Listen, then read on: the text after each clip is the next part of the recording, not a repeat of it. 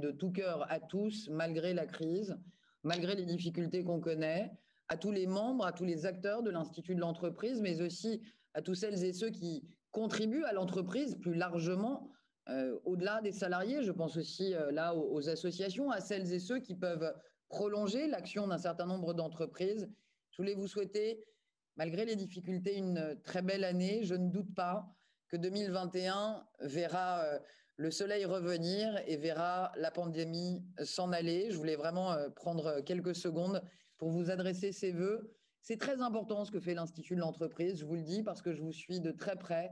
Nous avons besoin d'acteurs comme vous qui, entre le secteur privé, le secteur public, les intellectuels, qui viennent avec ce type de think tank nourrir la pratique de l'entreprise et ouvrir des perspectives. Donc, bonne année et accessoirement, merci de votre engagement pérenne et de qualité.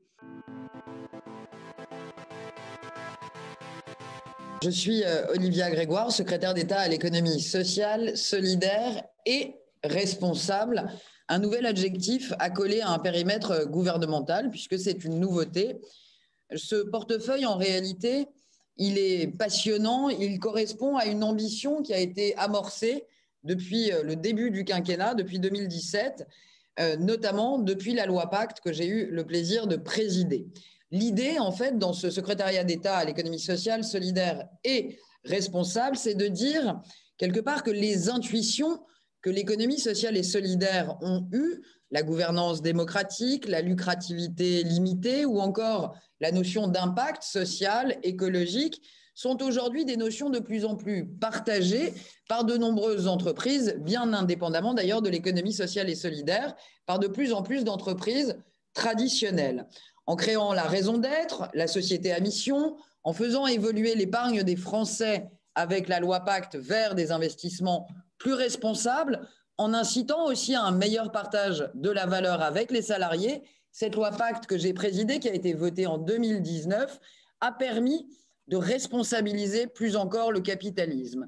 Pour aller encore plus loin, j'ai donc proposé l'été dernier au président de la République de rassembler au sein d'un même portefeuille l'économie sociale, solidaire et responsable, la prolongation de cette loi Pacte, en affirmant quelque part qu'on pouvait faire de l'économie sociale et solidaire sans forcément être ou avoir les statuts de l'économie sociale et solidaire. Réunir l'économie sociale et solidaire et l'économie responsable dans un même secrétariat d'État, ici à Bercy, c'est dire quelque part que l'engagement, la responsabilité sont l'affaire de tous. L'éthique de responsabilité que vous connaissez, je n'en doute pas, au sein de l'Institut de l'entreprise, cette éthique de responsabilité chère à Max Weber, c'est d'agir en réalité selon les conséquences de ses actes. L'économie responsable, en un mot, c'est l'économie de toutes les conséquences, c'est l'économie des conséquences des entreprises qui pensent leur activité au-delà du seul profit.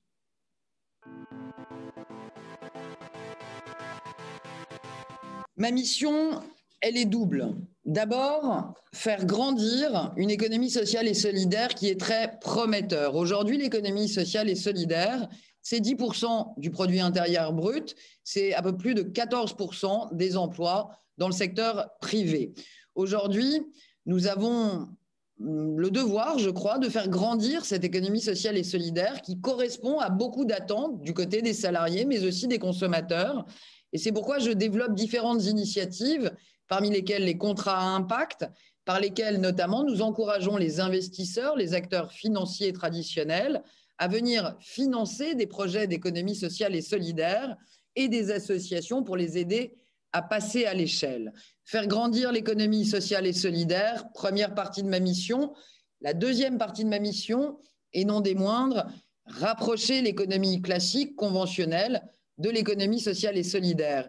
Les réunir, les rassembler, c'est aussi le sens de ce R qui est accolé au secrétariat d'État dont j'ai la charge.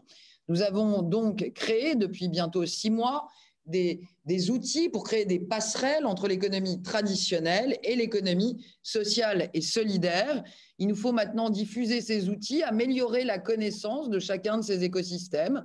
L'ESS connaît bien l'économie traditionnelle, mais l'économie traditionnelle a peut-être encore à apprendre des techniques, des approches, des actions que portent les acteurs de l'économie sociale et solidaire. C'est donc une double mission qui m'est confiée au service de l'économie sociale et solidaire, mais beaucoup plus largement au service de notre économie, dont l'économie traditionnelle.